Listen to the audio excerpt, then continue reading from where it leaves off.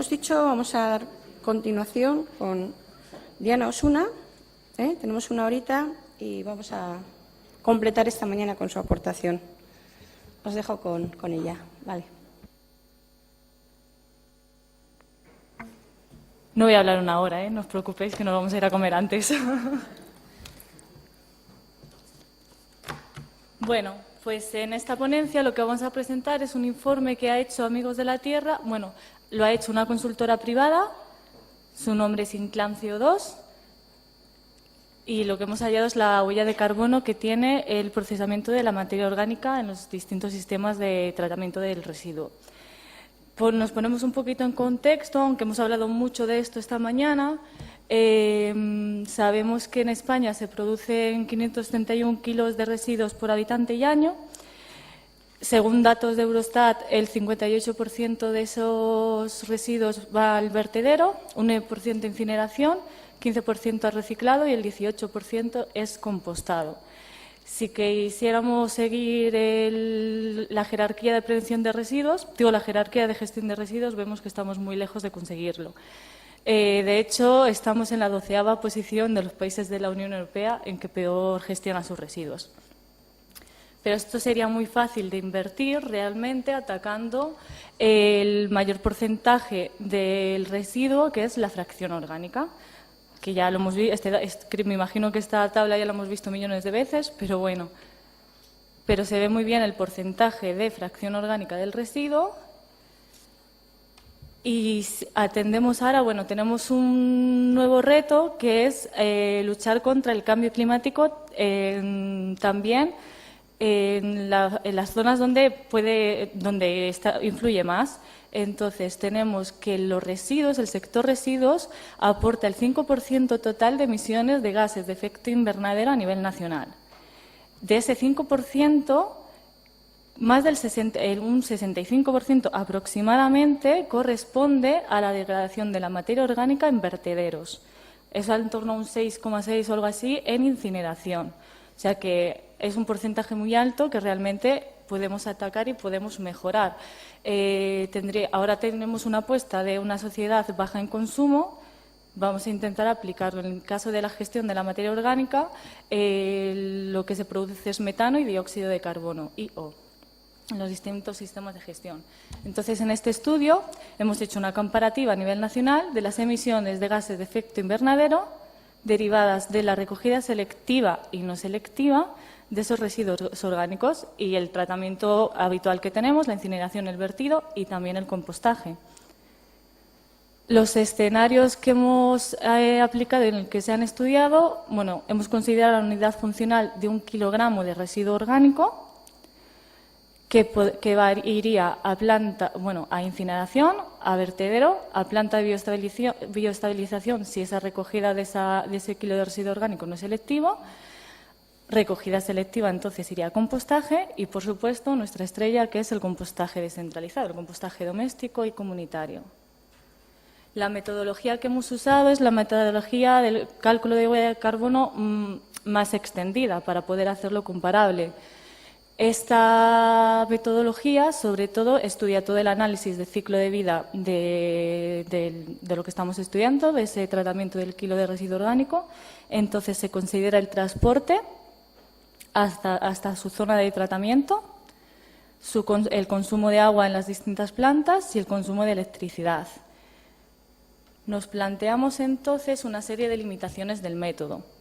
Una de ellas es que esta huella de carbono no considera las emisiones de CO2 y metano en las que se producen en una planta de incineración o en vertedero. Si los datos públicos que se pueden revisar y que miraríamos y haríamos referencia a ellos son el Registro Estatal de Emisiones y Fuentes Contaminantes, el PRTR, que a lo mejor es familiar para alguno de vosotros, y otro más que ahora lo comento. En lo que vemos es la referencia que tenemos pública para obtener la información sobre las emisiones de estos distintos tratamientos.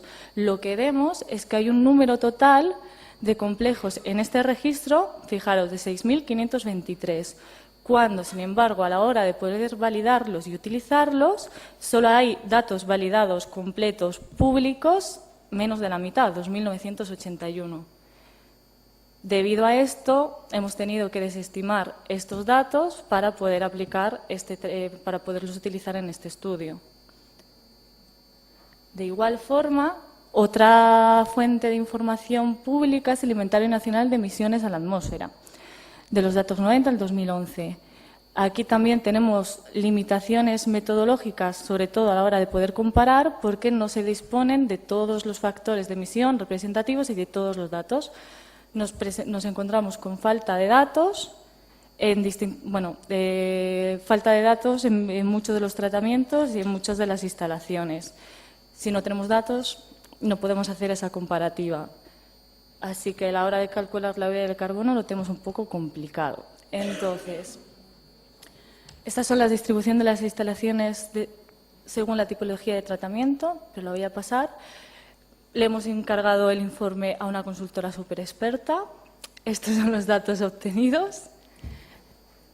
Y lo que salen son datos que podríamos imaginarnos, pero que está bien, tenemos ya el dato, la cifra, para poder debatir nuestros informes. ¿Qué es lo mejor y lo que todos estamos convencidos en estas ponencias? Que el compostaje descentralizado es la mejor opción desde el punto de vista también de huella de carbono. El compostaje doméstico no tiene huella de transporte, todo se queda a la gestión en casa. No tiene tampoco consumo adicional de agua ni de electricidad, y las emisiones derivadas del propio proceso de compostaje se asumen, porque es dentro del propio proceso de compostaje de la materia orgánica, proceso del ciclo de carbono, vamos. La recogida, en cuanto a recogida selectiva y no selectiva, estamos viendo también la gran diferencia que hay. O sea que la fracción resto separada selectivamente tiene muchísima menos también huella de carbono que la no selectiva. Daros cuenta, por ejemplo, que la no selectiva hay mucha fracción de rechazo que se acaba también, después de ir a una planta de procesamiento, ese rechazo también va finalmente a un vertedero. O sea que también tiene huella de transporte más lo que se genere en el vertedero. En cuanto a incineración y vertedero, bueno, ya nos lo imaginábamos, gana en cuanto a huella de carbono el vertedero. Estos datos son bastante significativos, no es que nos sorprendan, pero bueno, tenemos así las cifras y las conclusiones de este informe que podemos sacar. La primera y más importante es la incoherencia en los datos públicos según la fuente de consulta, así como una deficiencia en la actualización de estadísticas nacionales. Pues esto va ligado a la falta de datos oficiales y públicos, que hace súper complicado poder hacer algún análisis de este tipo verídico y que salga representativo. Un tema importante es, y que nos ayuda muchísimo a nosotros, es que el kilogramo de residuo orgánico separado selectivamente tendría un 65% menos de emisiones de gases de efecto invernadero que el que no sea tratado, que el que no sea separado selectivamente mediante los 3 sistemas de tratamiento convencionales. No es poco. El compostaje descentralizado es el tratamiento más sostenible. Por ello, desde el punto de vista también del consumo de energía, materia y de transporte. Todo ventajas.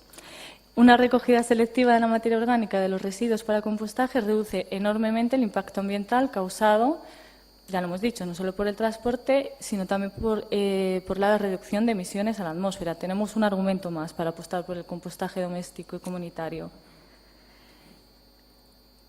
Otra cosa también bastante obvia es que cuanto mayor es la selección en origen del residuo, su gestión se hace más sostenible y, por tanto, es un buen punto de partida para la lucha contra el cambio climático. Esto es aplicable a cualquier sección también, a cualquier fracción que sea separada selectivamente en origen. Un SDBR también sería positivo también por este mismo argumento. Una cosa más es, aquí se ha hablado continuamente de todas las ventajas y virtudes del compost. Nadie sorprende que el compost en suelo es una fuente de recursos para una mejora de la calidad del mismo Y algo más a añadir en un estudio de huella de carbono, que además es un potencial de fijación de carbono, debido al aporte del compost, a la calidad de los suelos, bla, bla, bla. Lo importante que tenemos que decir con esto es la fijación de carbono y ese efecto sumidero que podría tener el compost en el suelo no se puede sumar a la huella de carbono, porque esto sería a largo plazo. La huella de carbono se estima más o menos en un año.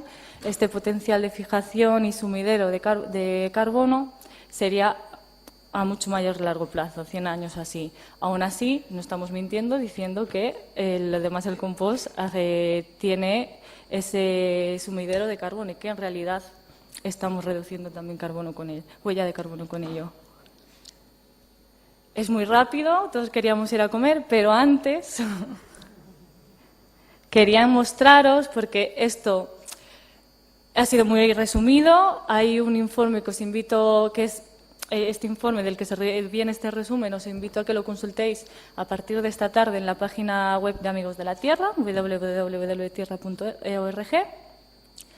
Pero también estamos haciendo, porque esto es un poco más arduo para que podamos convencer a la ciudadanía con respecto a esto, hemos insistido antes también que el compostaje es una buena herramienta de educación ambiental, y para poder llegar a ello hay que hacer otros materiales más amenos. Entonces hemos preparado un vídeo que no está terminado, hay muchos errores, que a nadie se asuste si vea en este vídeo que vamos a mostrar un compostador en una terraza, por ejemplo, pero os invito a verlo sobre todo para que, no sé si es este además, cuanto esté la semana que viene, si os gusta, nos ayudáis a difundirlo y lo utilicéis en vuestros trabajos.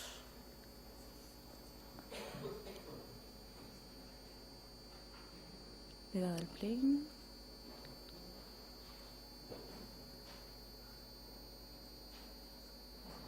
Aquí está.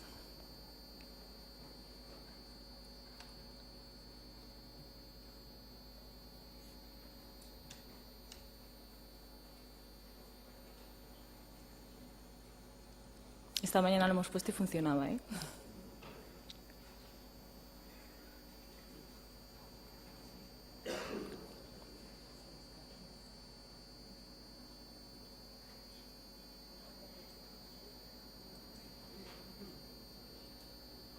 Que se ha quedado colgado. No. Son 3 minutos de vídeo, ¿eh? Así que aguantáis.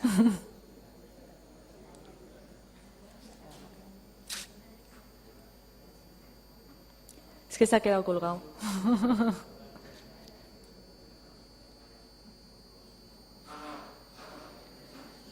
¿Qué hacemos?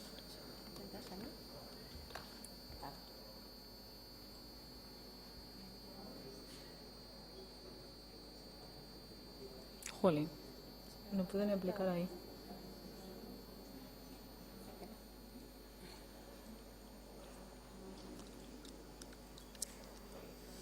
Si no, por lo menos se crea mucha expectación para que la semana que viene visitéis la página web y veáis el vídeo.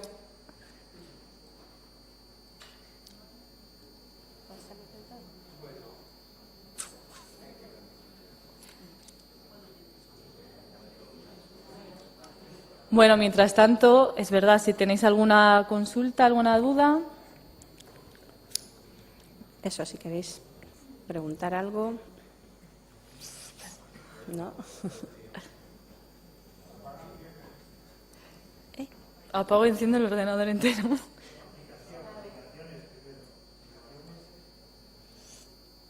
Sí, pero si es que aprieto y es que está colgadísimo.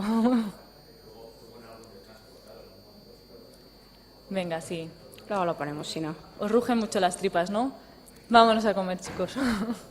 Bueno, pues gracias por vuestra atención. Si queréis hacer alguna pregunta, última oportunidad, pues vamos a terminar con esto. Agradecer a todos los que han participado y han pasado por esta mesa. Vamos a compartir ahora con la comida pues el mismo tema, pero desde otra silla. Venga, hasta luego.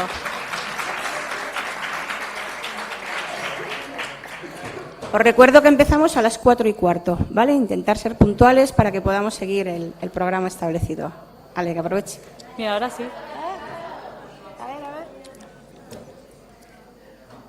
Bueno, ahora si queréis podemos comer aquí todos en la cafetería del Ministerio, que tienen un menú que cuesta unos 5 euros y creo que cabemos todos. Vale, el que quiera, el que no quiera, pues que se vaya a comer donde mejor le convenga. Ya se puede ver. Sí. No, pues se levantó todo el mundo. ¡El vídeo!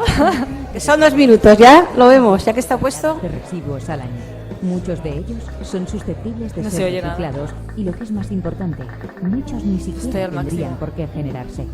Más del 40% de la bolsa de basura doméstica son residuos orgánicos. Sin embargo, en vez de desperdiciarlos, podríamos evitar tirar toda esta cantidad y reducir nuestros recursos destinados a vertederos e incineradoras casi a la mitad. Se calcula que cada persona produce en torno a media tonelada de basura al año, pero ¿dónde va a parar toda esta basura? Más de la mitad, un 58%, acaba abandonada en un gran vertedero, acaparando tierras y privándolas de otros usos. Son fuentes de crecimiento y transmisión de patógenos que pueden afectar a nuestra salud y otras especies. A su vez, en poco tiempo, acaban produciendo lixiviados. Contaminan las aguas subterráneas, aguas que en ocasiones se utilizan para el consumo humano o riego. Además, acaba liberando al aire cantidades de gas metano y dióxido de carbono, ambos gases de efecto invernadero. Pero no siempre nuestra basura acaba en vertederos. La quema salvaje de recursos naturales en la incineradora libera a la atmósfera sustancias muy tóxicas para nuestra salud y el medio ambiente, tales como dioxinas o furanos, además de dióxido de carbono, incrementando la huella de carbono. Existe otra vida mucho más lógica y beneficiosa para la materia orgánica que desechamos. ¿Quieres saber cómo? Si la Administración apostara por la recogida separada de los residuos orgánicos en origen, se recuperaría este valioso recurso para hacer compost de calidad, retirándolo de la cadena de gestión que lo despilfarraría en vertederos o incineradoras. En las plantas de compostaje se formaría un compost de calidad sin restos inorgánicos para nuestras huertas y campos, sustituyendo así a los abonos químicos. Aportando compost, devolvemos materia orgánica a los suelos, mejorando su salud. Ayudaríamos a frenar el riesgo de desertificación que amenaza gran parte de la superficie de España. El compost también fija carbono en el suelo, almacenando dióxido de carbono. Pero las plantas de compostaje no son la única alternativa. También podemos hacer nuestro propio compost con compostadoras domésticas en casas con jardín y vermicompostadoras en pisos. Realizando compostaje doméstico evitaríamos la emisión de grandes cantidades de dióxido de carbono derivadas del transporte.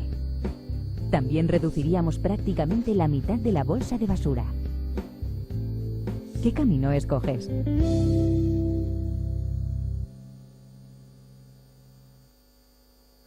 Era muy cortito, tiene seguro que tenéis muchas críticas al vídeo, pero la semana que viene cuando lo veáis habrá mejorado un montón.